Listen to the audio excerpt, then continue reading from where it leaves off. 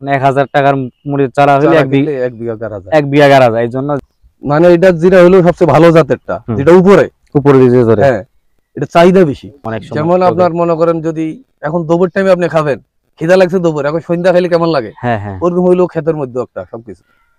আসসালামু আলাইকুম, আমি মোহাম্মদ ফরিদ হোসেন পেপুকুরিয়া ফার্মার শপ থেকে আসলাম একটি মরিচ খেতে। দেখতে পাচ্ছেন যে মরিচের গাছ যে কত বড় গাছ হয়ে গেছে, কেবল এই যে ফল ফুল আসতেছে। হ্যাঁ, এই যে ফুল প্রচুর পরিমাণে ফুল আসছে, ফল আসছে প্রচুর পরিমাণে। আমরা এখন জানবো যে মরিচ চাষির সাথে কথা বলবো, কি জাত লাগাইছেন, হ্যাঁ কতটুকু লাগাইছেন, কিভাবে লাগাইছেন, চাষ করছেন উনি। আসসালামু আলাইকুম। ওয়ালাইকুম সালাম। আপনার পরিচয় দেন। আমি মোহাম্মদ জামাল হোসেন, পঞ্চগড়। আমরা আমরা যে মরিচ খেতে দেখলাম যে মরিচ খেতে অনেক সুন্দর সতেজ। হ্যাঁ, মরিচের গাছগুলো অনেক বড় আছে। এটা কি জাতের মরিচ চাষ করছেন? ওটা আমি জিরা মরিচ। জি, যেটা লোকাল মরিচ, লোকাল, হ্যাঁ, দেশি জাতের মরিচ এটা চাষ করছেন। দেশি জাতের মরিচ যেটা লোকাল, যেটা জিরা নামে এটা পরিচিত।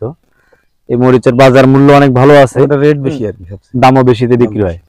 কিন্তু এটার যে ফলন, যে আপনি যদি এটা এই যে লোকাল মরিচ না গাড়ে যদি হাইব্রিড উন্নত জাতের মরিচ চাষ করতে, তাহলে অনেক ফলন, এতদিন প্রচুর পরিমাণ ফল আপনার গাছ হতো।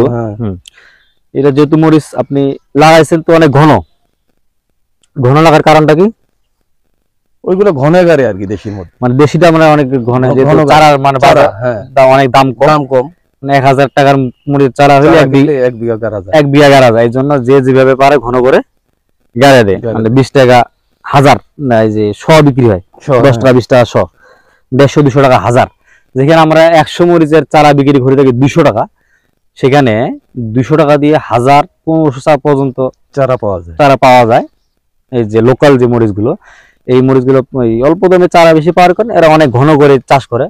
আবার ঘন করে চাষ করার ফলে কি হয়, এই যে বাতাসে যে পড়ে যায় না, মানে পরে না, মানে ইয়া করে থাকে, গাছের সাথে লাগে থাকে। আবার এই যে নিচে আপনার মাটিটা ঠান্ডা থাকার কারণে, এই যে ঘন করে লাগানোর কারণে এই যে আপনার নিচে রোদ পৌঁছায় না। যে আপনি দেখতেছেন নিচে কোনো ঘাসও নাই, বর্তমান না কোনো ঘাস নাই, একবার পরিষ্কার। আর নিচে রোদ না পৌঁছানোর কারণে আপনার উইল্ট হয় না, যে মরণ রোগ থাকে মরিচের, একটি গাছ মরে না আর কি, মরার কোনো সময় থাকে না। ঘন লাগলে এটা একটা লাভজনক আছে। আবার যদি ঘন লাগান, যদি রোদ না পৌঁছায়, আমরা তো তোলার সময় তখন কিভাবে তুলবেন এটা মরিচ? তুলার মধ্যে তো বেড করা আছে না, এই প্রতিটা এখানে 3টা করে লাইন আছে, ভাগ করা আছে প্রতিটাতে আর কি, আরো মানে একটা করে বেড়া ওঠার জন্য রাস্তা করা, এই যে ভাগ করে এই যে অনেকটা এরিয়া আছে, এই স্পেসটা একটু বেশি আছে। তাহলে কদিন পরে এটা মরিচটা হলে এখন ইয়া করে দিব, তাও তুলবো আর কি। এটা কাঁচা বিক্রি করার জন্য, শুকনা মরিচের জন্য? এটা হলো শুকনার জন্য। ওটা রেট বেশি সব। হ্যাঁ, কাঁচা বাজার হলে অনেক সময় কাঁচা বিক্রি করে দেন। গত 4000 টাকা মন ছিল, যখন শুকাইতে যদি ডিস্টার্ব হয় তাহলে কাঁচা বিক্রি করে দিব তখন। এবার তো কাঁচার তো বাজার কম। এখন তো এখন তুলা শুরু হয়, মানে এখন মরিচ কেবল এই যে অনেক প্রচুর পরিমাণে ফল চলে আসছে। হ্যাঁ, জিরার মধ্যে এটা তো মানে কতগুলো জিরা নিচে দিয়ে ফল হয়, এটা তো উপরের দিকে। মানে এটা জিরা হলো সবচেয়ে ভালো জাতেরটা, যেটা উপরে দিয়ে ধরে। হ্যাঁ, এটা চাহিদা বেশি, এটা সবচেয়ে ভালো ধরে। হ্যাঁ, ভালো ধরে। এটা যেটা উপরে দিয়ে ধরে, এটা উপরে দিয়ে মরিচটা ধরছে, এটা তুলতে সমস্যা হয় না? না সমস্যা হবে কি জন্য? খালি ভাবে টান দিবে, চলে যায়, প্রতিটায় লাইলে চলে আসবে। আপনার ক্ষেতে দেখে কোনো রোগ বালাই, যে কোনো পোকামাকড়, কোনো আক্রান্ত, কোনো সমস্যা দেখতেছি না। নিয়মিত নিয়ম অনুযায়ী শুরু। হ্যাঁ, যে নিয়ম অনুযায়ী স্প্রে করার কারণেই আমার ক্ষেতে কোনো রোগ বালাই নাই। আমি ধরেন এই যে রসুন কাটছি, কাটছি, শশা কাটছি, মানে প্রতিটা কোনোটাতে রোগ নেই। দেখলাম সব অনেক সুন্দর সতেজ। আসলে আমরা যেটা ফসলে করি না, কোনো যে কীটনাশক ব্যবহার করি না, কোনো নিয়মিত যদি ব্যবহার করা যায় তাহলে কিন্তু রোগ বালাই হওয়ার সম্ভাবনা খুবই কম।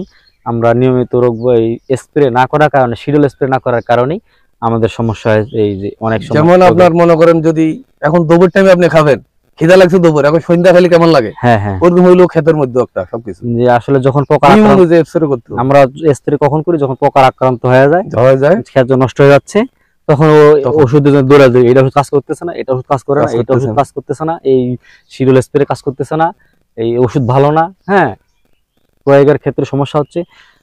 আমরা খেতে নিয়মিত স্প্রে করব, আমরা কোনো রোগ ধরাবো না খেতের মধ্যে। তাহলে আপনি যে কোনো সাধারণ কীটনাশক দিয়ে আপনি যদি নিয়মিত স্প্রে করেন, আপনার ক্ষেত্রে যদি রোগ বালাই মুক্ত রাখেন তাহলে অনেক লাভবান হবেন। আর আমরা যদি আপনার যখন রোগ বালাই আক্রান্ত হয়ে যাবে, আপনি এটা কিন্তু সাধারণ কীটনাশকই স্প্রে করছেন, হ্যাঁ, বাজারে যে লোকাল বাজারে যে হাতের নাগালে যেটা ওষুধ পাওয়া যায়, ম্যানকোজেব, কার্বনডাজিম, যে বিষ, হ্যাঁ, ওই মাকড়নাশক লোকাল বাজারে যেগুলো পাওয়া যায় সেগুলোই স্প্রে করছে। এই দিচ্ছে, এখানে আপনার মনে করেন কোনো সমস্যা নেই। যখন সমস্যা হয়ে যাবে তখন হাই অ্যান্টিবায়োটিক ওষুধ দেওয়া লাগে, তখন শিডিউল আমরা যে স্প্রে শিডিউল দিয়ে থাকি সে নিয়মিত স্প্রে করবো। আমাদের নিয়মিত শিডিউল স্প্রে দেওয়ার কারণেই, নিয়মিত স্প্রে করার কারণেই এনার ক্ষেত্রে অনেক সুন্দর সতেজ আছে। আপনাদের কারো কোনো পরামর্শের জন্য আবার কোনো অভিযোগ বা কোনো তথ্য জানা থাকলে যোগাযোগ করুন তেজপুর ফার্মাস হবে। ধন্যবাদ সবাইকে, আসসালামু আলাইকুম।